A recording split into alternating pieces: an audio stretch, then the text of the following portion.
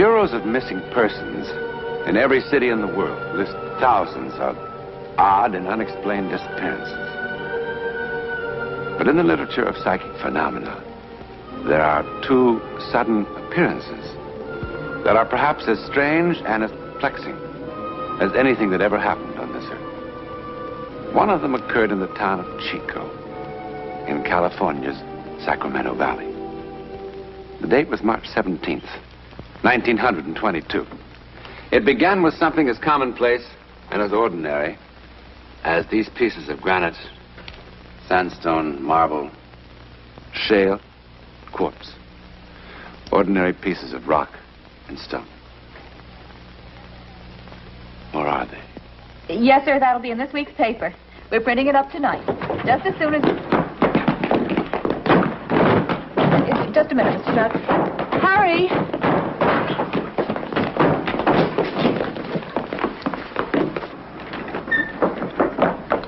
You'll be sure to stand in the porch roof. Here they come again! Frank! Frank! Frank! Frank! Frank!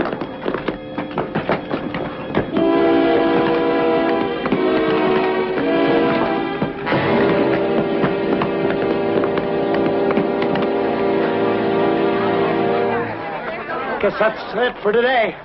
Is he all right? I think he's just knocked out. Like the others. They're warm. Right on schedule, 3 o'clock. We'd better get him over to Doc Stanley. Oh, my goodness. Mr. Stroud, please forgive me. Mr. Stroud?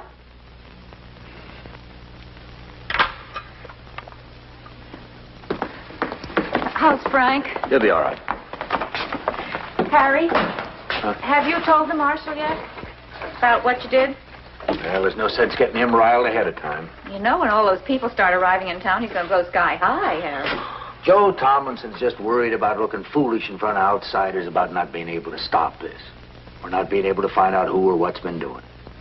And all those big city newspaper people writing it up, we're going to look pretty foolish. The whole world's going to have a great big horse laugh at us. Maybe. But maybe this is something important that the whole world ought to know about. Jenny, our business is news. However it turns out, it'll still be news. Are you going to meet them? 2:30 tomorrow. Joe Tomlinson won't like it. Joe Tomlinson doesn't like anything.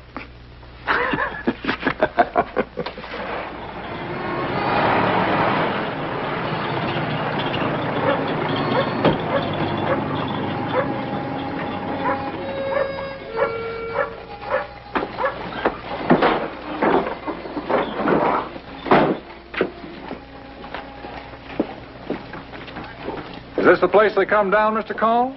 For the last 3 days, yes. But you still don't believe me, do you? Oh, I imagine there's some stones coming from somewhere. I just don't think you're foolish enough to believe there's anything strange about it. Do you think this is a hoax, too? Well, let's say I'll have to be shown. Folks in Los Angeles like to read about this sort of thing, so whatever happens, I'll write about it, but I'll write the truth, Mr. Cole.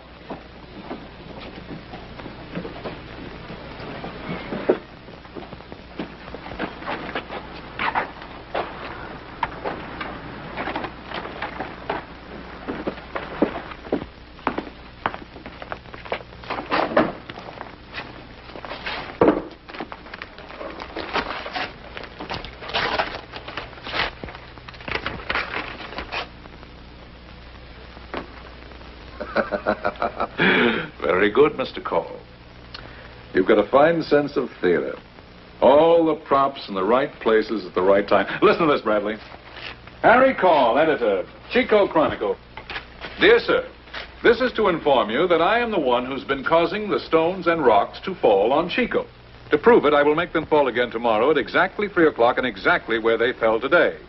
And since I have repealed the law of gravity, I will have some of them float down from the sky and sign the ghost. It's rather amateur theatricals, I'm afraid, Mr. Cole. The ghost.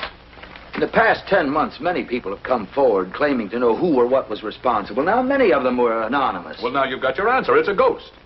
I assume there are cranks all over the world, Mr. Towers, even in San Francisco. I merely thought, as a newspaper man, gathering information on a story, you would be interested in seeing that note. Oh, I'm interested. I'm very interested, Mr. Call, to see just how far you'll go to try to sell us this bill of goods. I'm not sure how they do things in the big city. But here, while I try to approach gathering news with a healthy skepticism, I hope I do it without arrogance or a smart alecky know-it-all attitude. Very well put, Mr. Call. Don't you think so, Towers? See, you got visitors, Harry. Hi, Joe. It's the town marshal, gentlemen, Mr. Joseph Tomlinson. This is Mr. Towers of the San Francisco... Yeah, I know who they are. You don't seem very happy to see us here, Marshal. No, I'm not. I think this is strictly a local affair. It's nobody else's business.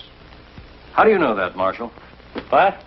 Well, I mean, unless you know who or what is responsible, how do you know it is local? What else can it be? Well, I'm sure you've been trying to find out for the past 10 months. Sure, naturally. Now, Chico isn't a very large town. If somebody is launching stones with some sort of catapult, I'm sure you'd have discovered him by now. If it's really happening. Don't you see, Bradley? It couldn't be anything else. There are no hills around here. Those stones come straight down from nowhere. Sure they do. Where's the highest spot in town, Marshal? The roof of Torrey's warehouse up on High Street. Can we go up there? Certainly. Well, that's where I want to be at 3 o'clock. With field glasses. That's Harry Call's place, huh? Yeah.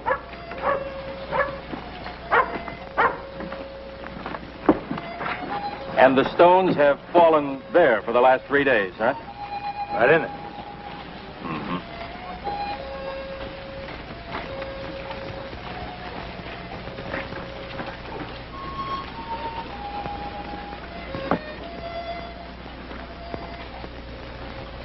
Well, they could easily have been thrown from here with some sort of machine.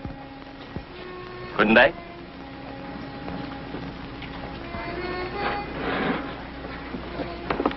Bradley, let me tell you something. The last 10 months, those rocks have fallen just about every place in this town. At all sorts of different hours, day and night. And plenty of those times I've been right here with those glasses. But like Call said, they always fall straight down.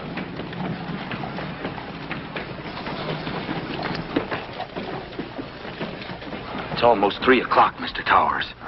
Just a minute or so by my watch. Well, at least come in under the porch roof. No, sir. This I want to see from beginning to end. There. There, Mr. Bradley, a little more to your left. Up there.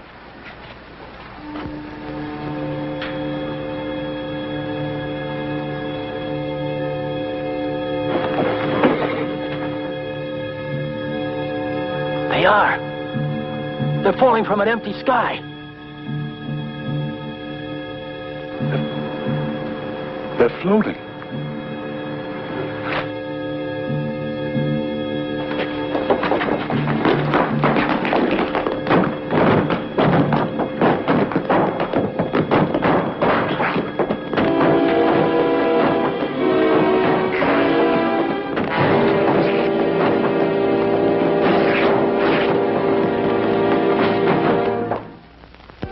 The man who wrote this note, who signed himself the Ghost, was never heard from again.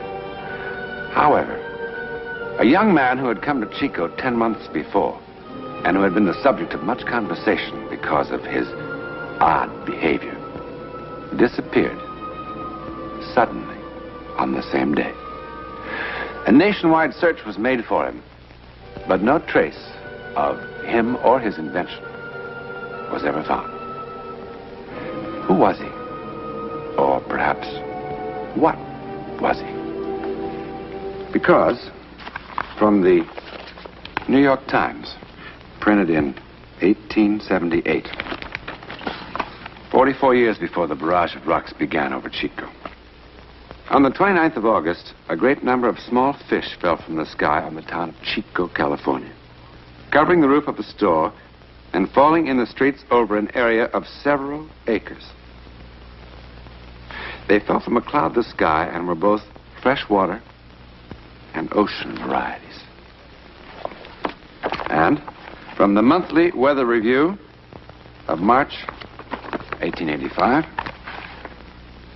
a large object of very hard material weighing several tons, but defying analysis, fell from the sky in the town of Chico, California. Now, was the ghost, whoever or whatever he was, or is, responsible for all the strange goings-on in the sky over Chico? It certainly would be fascinating to find out. Just as it would be fascinating to find out more about a man named Charles Elton. The year was 1917. The place, just outside the private residence of a cabinet member of the United States government in Washington, D.C.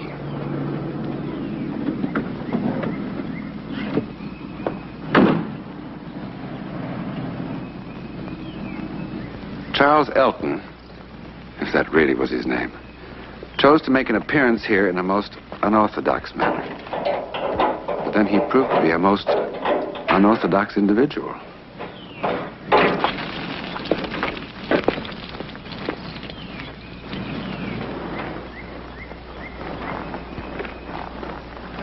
Your office, Mr. Secretary? No, there's a meeting at the State Department, 8:45. It's nearly that now, but let's not break any crosstown speed records. No, sir. I'm afraid you won't be able to leave just yet, Mr. Secretary. Who are you and what do you want? Just to show the Secretary something of great importance. Well, you better get out of here fast. Sir, you have a reputation for being a reasonable man. I'm sure you can see if you will notice this car is in no condition to take you anywhere. So you might as well let me fix it. Fix it? There isn't a gasoline station around for at least a mile. Which is precisely why I chose to empty your gasoline tank here. Mr. Secretary, please forgive my methods. But after waiting in your outer office 4 days in vain... There may be enough gasoline in the lines to get to a gas station.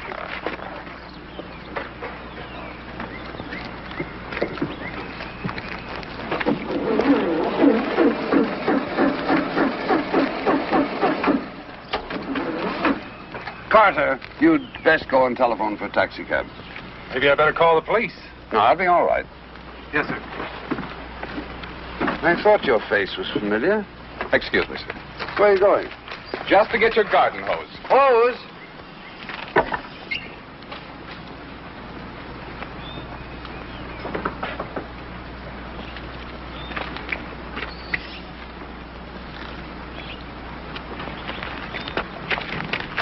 Here, what are you doing? Fixing it so you can drive to the State Department. Great Scott, man, you'll ruin the motor with water. Just water, yes. Well, do you think I sprinkle my lawn with gasoline? Mr. Secretary, please, relax. I assure you I'm not harming your high-powered engine in any way. There. That ought to do it. There's the little beauty. So, now for a moment to allow for the effervescence to distribute the chemical throughout the water. And then, you'll want to watch this, Mr. Secretary.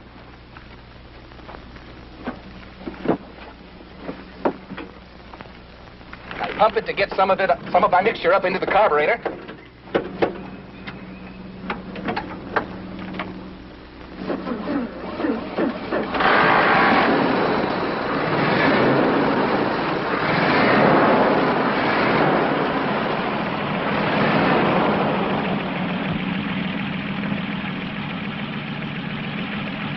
Get in, Mr. Secretary. I'll have you at the State Department in 3 minutes. I'm a very careful driver, sir. Where did you get the gasoline, Mr. Secretary? Oh, from the garden hose. Naturally. Pardon, sir? Cancel the taxi cab. Yes, sir.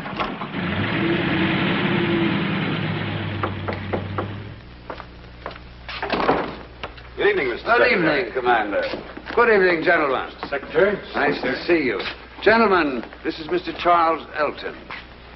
Commander Phillips, Colonel Willis, Mr. Garner. Each an expert in his own field. Mr. Elton, gentlemen, may very possibly have made the most important discovery since the development of the internal combustion engine. If he has what he appears to have, it would, to say the very least, accelerate the growth of world economy at an unprecedented rate, and aid greatly in giving the Allied war machine complete and overwhelming superiority. Where is this miracle, sir? Right here. I'm not surprised that you wonder, gentlemen.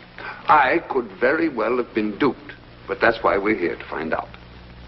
Is that the engine, Commander? Yes, sir. Now, you're absolutely certain that the tank is empty, and that it has never at any time contained any fuel whatsoever. Absolutely, sir. Good. Colonel, did you get the water? Oh, yes, Mr. Secretary. But where did you get it? I picked it up at the corner grocery store, sir. Oh, fine. Now, is there a clean glass handy? Oh, yes, sir. Right here. Good, thank you. Would you pour some water in here, please, Colonel?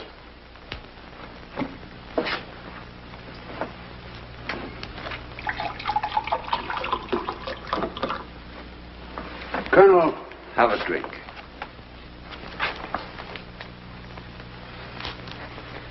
What's it taste like? Like water, sir. Just plain, ordinary water, nothing added?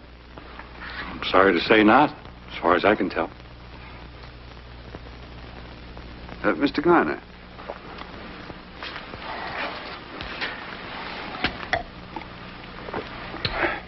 Just water?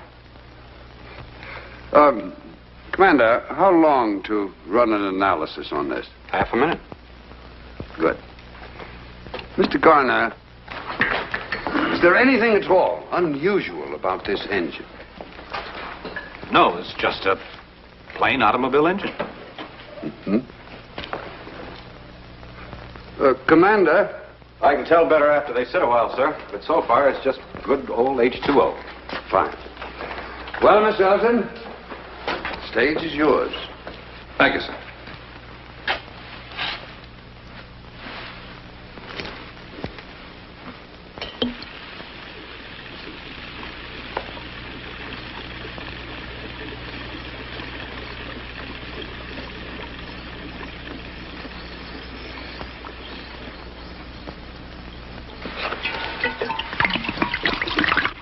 What are you doing? Just protecting myself, Mr. Secretary.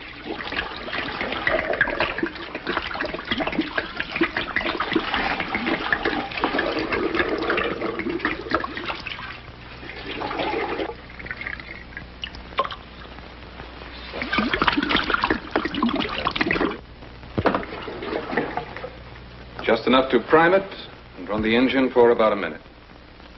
One provision, Mr. Secretary. Yes? You must permit me to consume every drop of the fuel. Well, sir, all the elements I use can be found on this planet. And perhaps some very clever chemist, after some hard work, might succeed in making an analysis. Then I would no longer have a secret, would I? And therefore nothing to sell. Yes, I see what you mean. Very well, you have my word.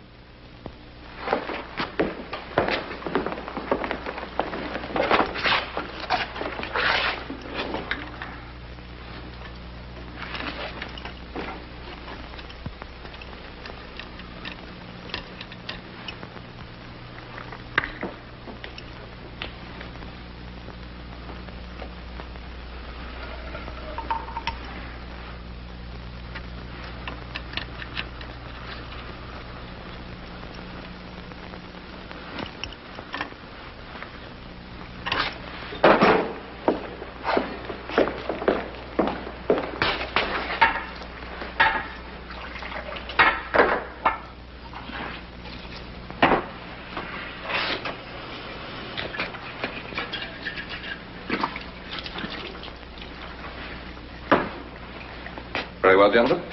Someone can start the engine. Mr. Garner? But, Mr. Secretary, if you'll forgive me, there can only be one possible result. Water vapor and an internal combustion engine are incompatible. You'll simply ruin a perfectly good engine. That is a risk that I feel we can afford. Very well.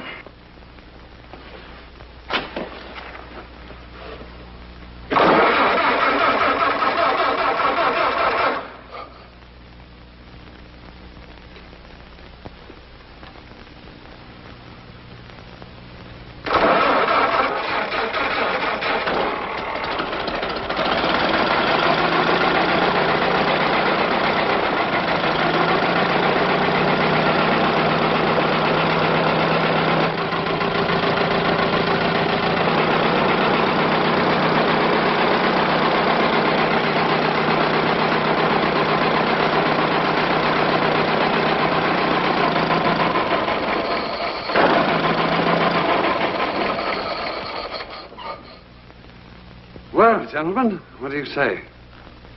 There's only one thing you can say. It's impossible. It completely defies the whole theory of internal combustion. Well, unless I'm dreaming, this will do everything you said it would. Unless we're all dreaming the same dream. Well, how much do you want for your formula? $10 million. But Mr. Garner, you're employed in private industry. How much do you think he could get for this on the open market? Well, if it's what it seems to be, and can be produced cheaply, I guess there is no ceiling. That's a very good point. How much would it cost to produce this marvelous pill of yours? For a pill that will convert 10 gallons of water into 10 gallons of high-grade fuel, less than 2 cents. You guarantee that?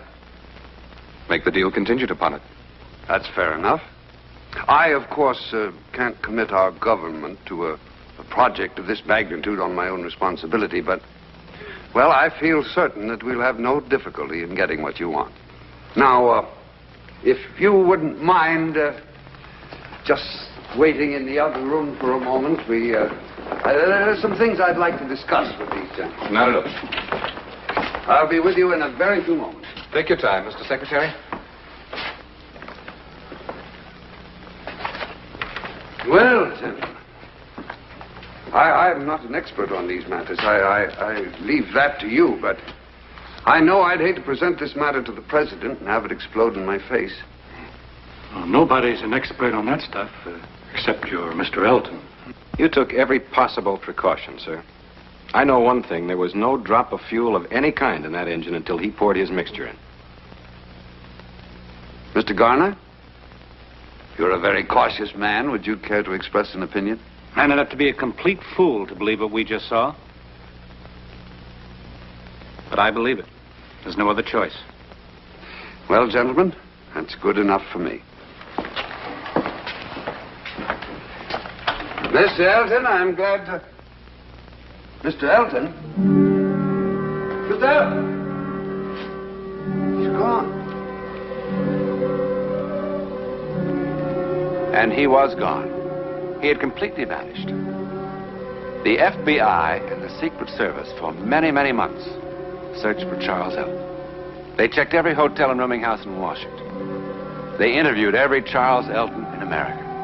They took his fingerprints from the laboratory, and they checked them and compared them against every conceivable source. But not one shred of evidence was ever found to prove that such a man even existed. And of course, to this day, no one can even imagine how he managed to make gasoline from water. His secret, like the secret of the ghost who worked his magic in Chico, California, continues to elude our best scientific minds. We may never discover who these men were.